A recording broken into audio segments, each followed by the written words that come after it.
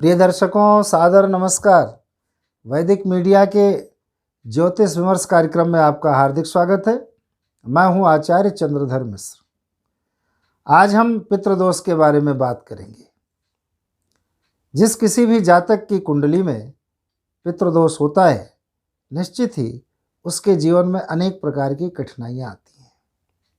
हम जान नहीं पाते हैं, उनका ठीक ठीक निवारण नहीं कर पाते, पितृदोष से निवृत्त नहीं हो पाते और पूरा जीवन पितृदोष की नकारात्मकता से असफलता इत्यादि अनेक कुफल प्राप्त करते रहते हैं, दुख को प्राप्त होते हैं। तो आज जानते हैं कि पितृदोष की रचना कैसे होती है, कुंडली में कैसे पता चलेगा कि पितृदोष है या नहीं है, और है तो उसका बुरा प्रभाव जीवन में कहाँ कहाँ पड़ेगा।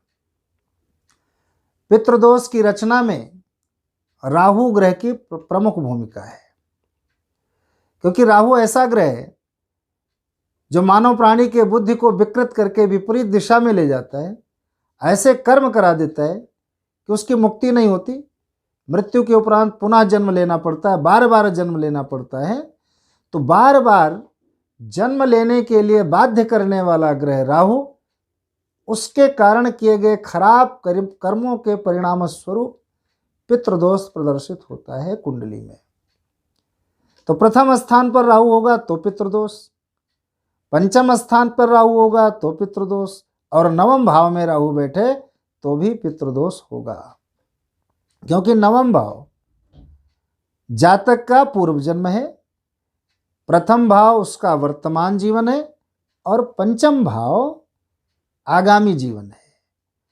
पितृदोष वंशानुगत भी होता है।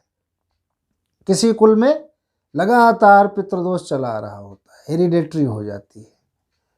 और ऐसी आत्माएं जो पिशाच बाधा से, भूत प्रेत बाधा से या पितृ बाधा से युक्त हैं, वो उसी कुल में जाके जन्म ले लेती हैं और उनकी जन्म पत्रिका में पितृदोष परिलक्षित होता है।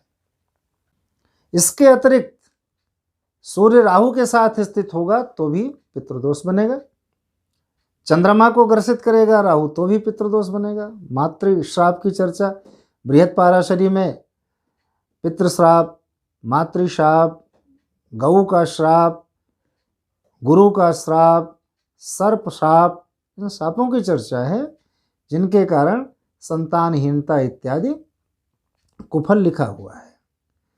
तो पितृदोष सूर्य चंद्रमा की युति, राहु के साथ मंगल बैठे अंगारक योग बने, राहु के साथ गुरु चांडाल योग बहुत प्रसिद्ध है, राहु के साथ शनि पिशाच योग बहुत प्रसिद्ध है। तो राहु के साथ किसी भी ग्रह की युति होगी तो भी वो कुंडली श्रापित होगी, पितृदोष जैसा ही कुफल देने वाली होगी। और जिन कॉम्बिनेशंस को हमने बताया, 1, 5, 9 में राहु, इसके अतिरिक्त सूर्य और चंद्रमा इत्यादि का योग, तो पितृदोष होगा। परीक्षण कराकर हम ये जान सकते हैं कि हमारी कुंडली पितृदोष से ग्रसित है या नहीं है। अब पितृदोष है तो उसके लक्षण क्या होंगे? सबसे पहले पितृदोष संतान प्रतिबंधक योग उत्पन्न करता है, अर्थात वंश वृद्धि नहीं होती। संतान होती भी है तो विकलांग या मंद बुद्धि वाली होती है। कई बार संतान होती है, अच्छी होती है, कुछ दिनों तक रहने के उपरांत पत्नी या पति के साथ तलाक हो गया और संतान को लेकर के पत्नी चली गई, तो पितृदोष के कारण हो जाता है। पितृदोष के कुफल के रूप में कई बार वास्तु दोष से युक्त घर मिलता है, या ऐसी जगह रहना पड़ता है, ऐसा घर मिल जाता है जो पिशाच, प्रेत, भूत इत्यादि से ग्रसित होता है, वास्तु बिगड़ा हुआ होता है, और वहाँ जाकर अनेक प्रकार के दुख प्राप्त होते हैं। पितृदोष के कारण धन की बचत नहीं होती। चाहे जितना व्यक्ति श्रम करे, मेहनत करे, कमाए, लेकिन बचत नहीं होती, पूरा नहीं पड़ता। घर का कोई ना कोई सदस्य हमेशा रोगग्रस्त रहता है, बनते बनते काम बिगड़ते हैं, बुरे स्वप्न आते हैं। परिवार के सदस्य एक साथ बैठ करके एक जगह किसी पॉइंट पर एक मत नहीं हो पाते, निर्णय नहीं ले पाते। पितृदोष का कुप्रभाव इतना अधिक होता है कि जहाँ कहीं उस व्यक्ति का नाम पहुँच जाए, व्यक्ति जाए ना जाए, उसका नाम पहुँच जाए तो दुर्भाग्य उसके नाम के साथ पहुँच जाता है और बनता हुआ काम खराब हो जाता है।